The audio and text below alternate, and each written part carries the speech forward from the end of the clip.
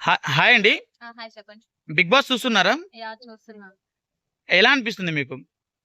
ఇంతకు ముందు మీద ఇప్పుడు బాగా రసవత్తంగా సాగుతున్నాయి నిజంగానే. ఓకే. అయితే మాధురి గారు సంజన గారికి సెన్స్ లేదు అని చెప్పారు. హ్మ్. అది కరెక్టేనా? సెన్స్ లేదని చెప్పని ఒకళ్ళని ఎలా అంటారండి? కరెక్ట్ కాదు గదా! సెన్స్ లేదు. ఇప్పుడు ఆవిడకి తెలుగు రాదని దాన్ని చెప్తున్నారు. టచ్ చేసి ఆ! ఆవిడకి తెలుగు రాదని చెప్తున్నారు. ఏదో వచ్చిన తెలుగులో వాగుతుంది ఆవిడ. ఆ! సో, ఆవిడని పట్టుకొని సెన్స్ లేదని చెప్పానంటే ఈమె సెన్స్ ఏమైనట్టు?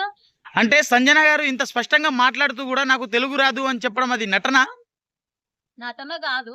యాక్చువల్లీ రియల్‌గా తెలుగొచ్చినోళ్ళు నార్మల్‌గా మనం ఎట్ట మాట్లాడుతున్నాం అట్ట మాట్లాడతారు.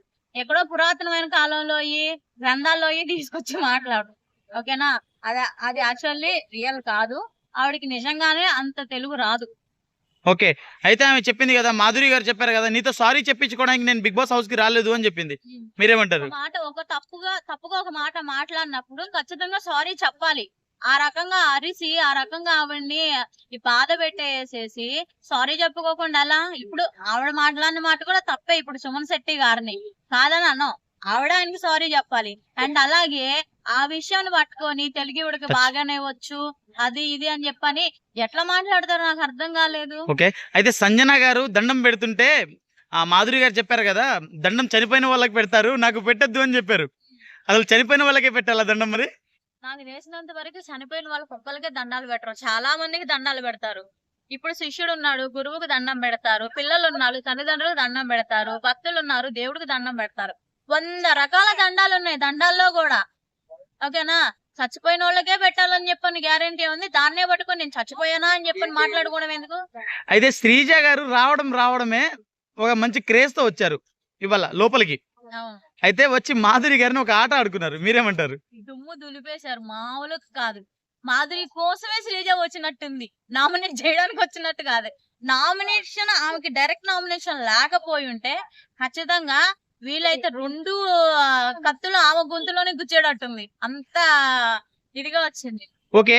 అయితే మాధురి గారిని చాలా ఎక్కువగా ఫ్లర్ట్ చేసింది కదా శ్రీజ. మీరేమంటారు? అసలు మామూలుగా లేదు. ఆ! అసలు అది వేరే లెవెల్ అంతే అసల. ఓకే. అయితే శ్రీజ వచ్చేసి పవన్‌కి ఇగ చెప్పింది. ఏమంటే పవన్ నువ్వు అమ్మాయిల పిచ్చోడువా అని చెప్పేసి నామినేట్ చేసింది. కాకపోతే అతనికి ఏమైనా హింట్ ఇచ్చినట్టా? వాళ్ళు ఇలా ఉన్నారు, వీళ్ళు ఇలా ఉన్నారు అని చెప్పి చెప్పినట్టా? అది హింట్ ఇచ్చినట్టే. ఖచ్చితంగా హింట్ ఇచ్చినట్టే. యాక్చువల్లీ ఇప్పుడు పవన్ ఉన్నాడు. పవన్ ఏంది మన పవన్ కళ్యాణ్. ఆ! పవన్ కళ్యాణ్ ఉన్నాడు కదా! ఆయనేంటి మన తనుజతో బావుంటున్నాడు కదా ఇప్పుడు. సో, ఇప్పుడు బావుంటున్నాడు కాబట్టి నువ్వు ఇలాంటి వాళ్ళతో బావుంటున్నావు. కొంచెం జాగ్రత్తగా ఉండని చెప్పని ఆమె ఇండైరెక్ట్‌గా ఇవ్వలేదు. డైరెక్ట్ గానే హింట్ ఇచ్చింది ఆవిడ. ఓకే. అయితే శ్రీజ ఈ వీక్‌లో మళ్ళీ రీ ఎంట్రీ ఇచ్చే అవకాశం ఉంది అంటున్నారు. మీరేమంటారు? అసలు ఈసారి గనుక శ్రీజ రీ ఎంట్రీ ఇచ్చిందంటే ఖచ్చితంగా తనూజకి, మన రాజాకి వాసిపోయిద్ది. మామూలుగా కాదు. అంటే శ్రీజ వస్తే ఈసారి మాధురి గారిని మడత పెట్టేస్తదంటారా? మామూలుగా కాదు. మడత కాదు. దుమ్ము లేపేసిద్ది. ఓకే. ఆ! అయితే ఇప్పుడు రీతు, పవన్ బాండ్స్ మాత్రమే హెల్త్. రీతు, పవన్స్ బాండ్ మాత్రమే హెల్త్. మిగిలిన వాళ్ళ బాండ్స్ అన్‌హెల్తీనా అని చెప్పేసి మాధురి గారు రీతుని తిట్టారు. రీతుతో గొడవ పడ్డప్పుడు. అది ఎంతవరకు కరెక్ట్ అంటారు? అసలు అది కరెక్టే కాదండి. ఇప్పుడు ఎవ్వరి బాండింగ్స్ వాళ్ళకున్నాయి. ఎవరికి నచ్చిన వాళ్ళతో వాళ్ళు బాండింగ్స్ ఏర్పరచుకున్నారు. ఇప్పుడు వాళ్ళ దాన్ని ఎలా వీళ్ళు రాంగ్ చేసి చెప్తారు చెప్పండి ఆవిడకి? అయితే రీతు పవన్ గేమ్‌ని స్పాయిల్ చేస్తుంది అంటున్నారు. ఎవరు? మాధురి గారు. అది కరెక్టేనా? ఖచ్చితంగా స్పాయిల్ చేయడానికి ఆడుతున్నట్టుంది ఆవిడ. మరి లేకపోతే వాళ్ళిద్దరు రిలేషన్ గురించి ఆవిడకి తెలిసి తనతో మాట్లాడొద్దు, నిన్ను నా టీమ్‌లో జాయిన్ చేసుకుంటానంటే అది కరెక్ట్ పని కాదు కదా! వాళ్ళ రిలేషన్ గురించి కూడా మాట్లాడడం కరెక్ట్ కాదు కదా ఆవిడ. అయితే ఓకే. మేడం ఇంకొక డౌట్ మేడం. ఈ గొడవల కారణంగా రీతు, డెమోన్ పవన్ విడిపోయే అవకాశాలున్నాయా? అది వాళ్ళిద్దరి బాండింగ్ మీద ఆధారపడి ఉండిద్ది ఖచ్చితంగా అయితే.